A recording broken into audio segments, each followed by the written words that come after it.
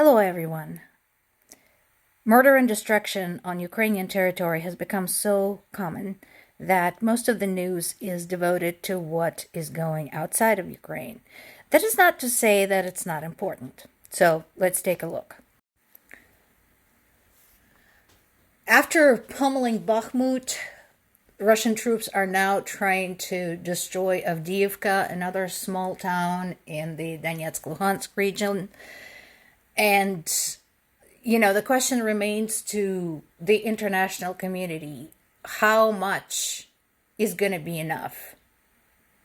How much before we see the no-fly zone? How much before we see the UN troops? How much needs to happen? How many Ukrainian towns need to be literally destroyed forever before it's realized that this is a world war and something needs to be done about this? Because it's every bit as serious as Hitler and Stalin. Finally, we're getting something. The German and British tanks finally arrived on Ukrainian territory. I know U.S. promised some Abrams tanks, but it doesn't sound like they're going to get them until December. So meanwhile, this is fantastic news, and I can't wait to see them in action. While we're at it, Russia continues basically yanking everybody's chain, but by conducting a military exercise off the coast of Japan. Russia and Japan have a long-standing territorial conflict over the Smoking Islands.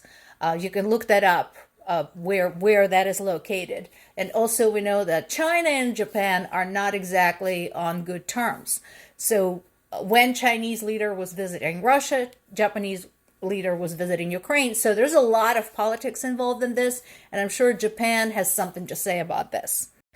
Of course, this idiot just refuses to shut the hell up, saying that if he is elected back into the office, he will just resolve the war in Ukraine in 24 hours.